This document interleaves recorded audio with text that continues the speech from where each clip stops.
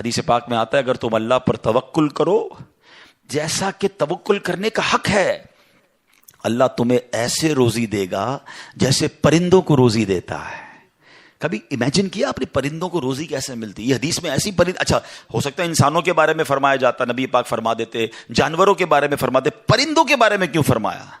سبحان اللہ۔ آپ کو دنیا میں پتہ ہے پرندے کتنے ہیں؟ ایک کیلکولیشن کے مطابق اس دنیا میں جتنے جانور ہوتے ہیں نا وہ انسانوں کا ملٹیپلائی بائی 10 ہوتے ہیں، ٹھیک ہے؟ ہم 8 ارب ہیں تو وہ 80 ارب ہیں، ساری جانور، چوپائے اور جتنے بھی جانور ہیں، انسیکٹس بھی اس میں ملا لیں، لیکن فرمایا پرندے اس کا ملٹیپلائی بائی 10 ہوتے ہیں۔ اٹ مینس اس دنیا میں اپروکسیمیٹلی 800 ارب پرندے ہیں، ٹھیک ہے؟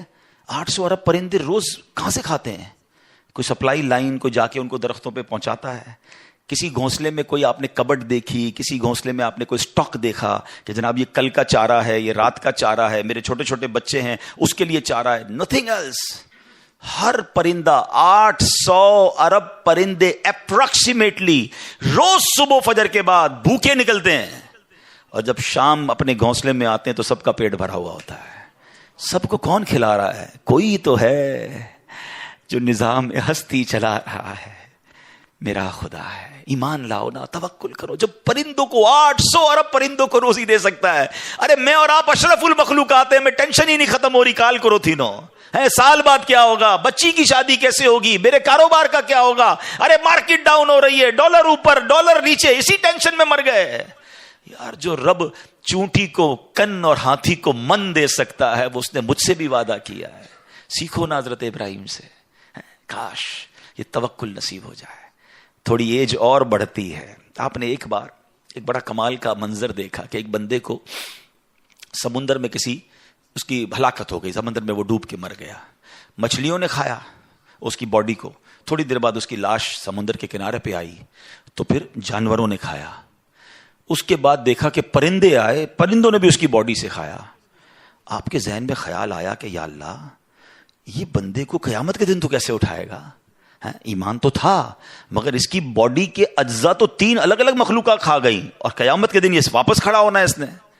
تو سبحان اللہ، آپ نے اللہ سے کہا وَإِذْ قَالَ إِبْرَاهِيمُ۔ پھر یہ دیکھیں حضرت ابراہیم کا یہ واقعہ بھی قرآن میں موجود، 3 پارے میں سورہ بقرہ۔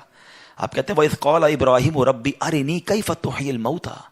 اے اللہ، حضرت ابراہیم نے عرض کی کہ اے میرے رب مجھے دکھا دے تو مردے کیسے زندہ کرے گا؟ ارشاد ہوتا ہے قَالَ أَوَلَمْ تُؤْمِنْ، اے ابراہیم تو ایمان نہیں لایا، تجھے یقین نہیں؟ قَالَ بَلَا وَلَكِنْ لِيَطْمَئِنَّ قَلْبِي، اے اللہ ایمان لایا ہوں، مجھے یقین ہے مگر میں ذرا دل سے دیکھنا چاہتا ہوں اور قرار آ جائے، میں عین الیقین چاہتا ہوں، میں اس کو مزید دیکھنا چاہتا ہوں۔ قَالَ فَخُذْ أَرْبَعَةً مِّنَ الطَّيْرِ، قرآن کہتا ہے رب نے فرمایا کہ اچھا 4 پرندے لے، فَصُرْهُنَّ إِلَيْكَ ثُمَّ اجْعَلْ عَلَىٰ كُلِّ جَبَلٍ، فرمایا اس کو اپنے ساتھ ہلا لے، اپنے ساتھ مانوس کر لے، پھر ان کا ایک ایک ٹکڑا پہاڑ پر رکھ دے، مِنْهُنَّ جُزْءًا ثُمَّ ادْعُهُنَّ يَأْتِينَكَ سَعْيًا، فرمایا پھر انہیں بلا، وہ تیرے پاس چلے آئیں گے پاؤں سے دوڑتے، وَعْلَمْ أَنَّ اللَّهَ عَزِيزٌ حَكِيمٌ، اور جان رکھ اللہ غالب حکمت والا ہے۔ اب ہوا کیا، حضرت ابراہیم کو حکم ہوا کہ 4 پرندے لیں۔ اب آپ نے 4 پرندے الگ الگ لیے، مور لیا، کبوتر لیا، آپ نے مرغ لیا اور ایک گدھ لیا۔ ان 4 کو اپنے ساتھ تھوڑا ٹائم رکھا تاکہ وہ آپ سے انسیت پالے، تاکہ 4 کے بارے میں کنفرم بھی ہو جائے کہ یہی 4 ہے، کوئی اور مکس نہ ہو جائے۔ اس کے بعد آپ نے 4 کو ذبح کیا، 4 کا قیمہ بنایا اور 4 کا قیمہ مکس کر دیا، 4 کا الگ الگ نہیں، 4 کا ٹوٹل مکس کر دیا، اور اس کے چھوٹے چھوٹے پیس سمجھ لیں 4 پہاڑ پر رکھ دیے، الگ الگ پہاڑوں پر، اور 4 کی جو چہرے تھے یعنی ان کی کھوپڑیاں تھیں وہ اپنے پاس رکھی، اس کا قیمہ نہیں بنایا، یعنی ان کے سر آپ کے پاس ہیں 4 پرندے کے، 4 کا مکس قیمہ ہو چکا ہے، اور 4 الگ الگ پہاڑ پر رکھ دیے۔ قرآن نے کیا کہا تو انہیں پکارو ہیں۔ اب یہ بھی ذرا میں آگے آ کے بتاؤں گا اس ایک خوبصورت آیت کے اس جز سے کیا سیکھنے کو مل رہا ہے۔ قرآن نے کیا کہا کہ انہیں پکارو، تو آپ نے کہا یا ایھا الدیک، اے مرغ، یا ایتھا الحمامہ، اے کبوتر، یا ایھا النسر، اے گدھ، یا ایھا الطاؤس، اے مور۔ آپ کی پکار پر وہ 4 پرندے جو ہیں ان کا قیمہ اب آسمان پر اڑنا شروع ہوا ہے۔ فکشن، گرافکس ہیں، آج کل اینیمیشن کا دور ہے، کمپیوٹر پر جناب لوگ بہت ساری چیزیں بنا لیتے ہیں۔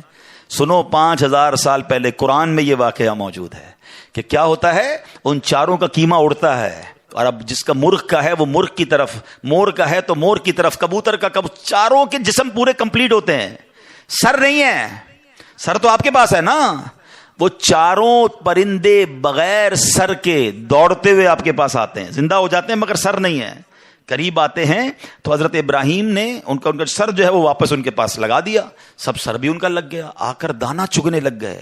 حضرت ابراہیم نے اپنی آنکھوں سے مردوں کو زندہ ہونے کا واقعہ دیکھا اور آپ کے دل کو اطمینان اور قرار آیا، یہ میرا رب یہ ہے۔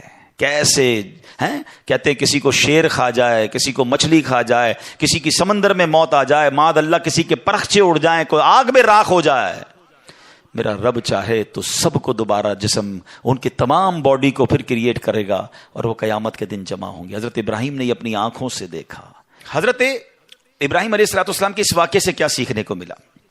پہلی بات، میرے رب کی قدرت کیسی ہے، ان اللہ علی کل شیء قدیر، ٹھیک ہے۔ دوسری بات، علماء کہتے ہیں صوفیانہ تفسیر اس کی لکھی گئی کہ 4 پرندے کیوں لیے گئے، کبوتر، مور، گدھ اور چوتھا مرغ۔ فرمایا ان چاروں کی نا ایک بری خصلت ہے، مرغ ہے اس کے اندر شہوت بہت ہے، جو کبوتر ہے اس کو اپنی اڑان پر بڑا ناز ہے، بڑا تکبر ہے، بہت اونچا اڑتا ہے۔ فرمایا گدھ جو ہے اس کا کیا پرابلم ہے، گدھ کے بارے میں فرمایا کہ وہ لالچی بہت ہے۔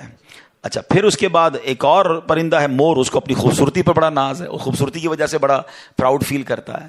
تو فرمایا یہ 4 بری عادتیں ہیں، اس کو ذبح کر کے یہ پیغام دیا گیا کہ اگر تم بھی اپنی اونچی اڑان، اپنے اونچے مرتبوں، اپنے اونچے مقام کا تکبر چھوڑ دو، اپنی خوبصورتی پر گھمنڈ کرنا چھوڑ دو، ہوس اور شہوت کے بعد اپنے آپ کو بچا لو، لالچ کر کے دنیا کے بال کے پیچھے بیڑا غرق اپنا نہ کرو، اگر ان عادتوں کو ذبح کر دو تو اللہ آج بھی تمہارے دل کو زندہ فرما دے گا۔ ان کو زندہ کیا نا، فرمایا ان عادتوں کو ختم کرو، رب تمہارے دل کو زندہ فرمائے گا اور اس میں نور داخل فرما دے گا۔ اور علماء نے اس کی صوفیانہ تفسیر یہ لکھی۔ اور اب ایک اور عقیدے کی بات بھی، کنفیوژن پھیلانے والے بہت کنفیوژن پھیلاتے ہیں، میں تو قرآن سے آج آپ سے بات کر رہا ہوں نا۔